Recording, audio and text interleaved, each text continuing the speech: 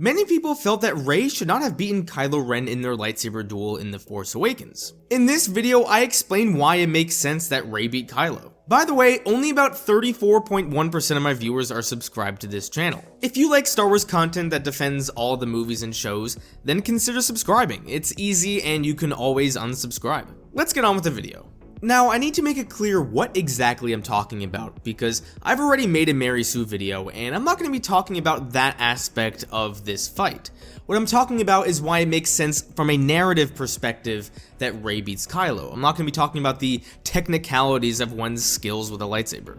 So why does it make sense that Rey beat Kylo? Well, there are two main reasons, and the first one has to do with the character arcs of both characters in The Force Awakens, and the second reason has to do with where both characters end up in Star Wars The Last Jedi and Star Wars The Rise of Skywalker. So why does it make sense that Rey beat Kylo? Let's look at where these two characters begin their story and where they do inevitably end up. Rey begins her story alone on Jakku, spending her whole life dreaming about destroying the like button for the YouTube algorithm. She is wildly insecure about her relationship with her parents. She wants to leave Jakku, but the fear of never seeing her parents again is holding her back. Rey is a broken woman to begin The Force Awakens. Throughout the movie, Rey wants to find belonging. What she needs to realize is that the belonging she seeks is not behind her, it is ahead, as Maz Kanata said. She needs to have this fight with Kylo so she realizes that her path in the Force and with Finn is where her future lies, not on Jakku. But Goldman, she can still lose this fight and still continue down this path. That's fair, so let's look at Kylo. Kylo begins The Force Awakens as the mighty Kylo Ren. He's this all-powerful pseudo-Sith Lord that destroyed Luke's academy. This trilogy may not have been planned, but I am almost certain that from the start, Kylo Ren would always turn back to the light side. The most important moment for Kylo in this movie is when he kills his father, Han Solo. This moment, I believe, was always supposed to be the catalyst for his turn back to the light side. So what does this have to do with the lightsaber duel? Well, we needed to see Kylo lose because we needed to see the murder of his father have a significant impact on him. The impact was so significant that he lost a lightsaber fight to a girl who had never held a lightsaber. Kylo Ren began the story mighty and ended up broken. Rey began the story broken and ended up mighty.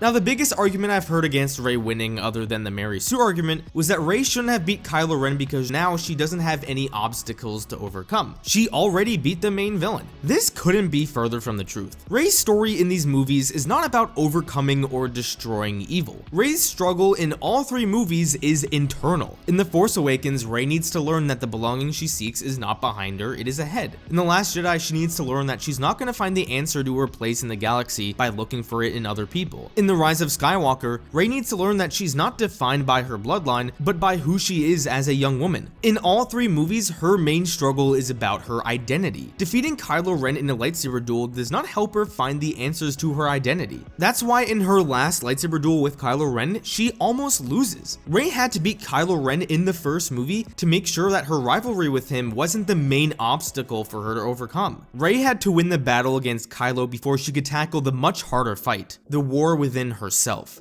If Rey loses to Kylo Ren in The Force Awakens, then the climax of The Rise of Skywalker makes no sense. Rey's most triumphant moment in the trilogy has nothing to do with Kylo Ren. It's about her conquering her inner demons and defeating the man who is the sole cause for all of her problems, the man who represents everything that Rey rejects. And that is why Rey beat Kylo Ren in The Force Awakens. If you want to see more content from me about Rey and Kylo, then here's a video I made about Reylo and the importance of compassion, or if you have a lot of free time, like 2.5 hours, here's my Mary Sue video about why Rey is not a Mary Sue.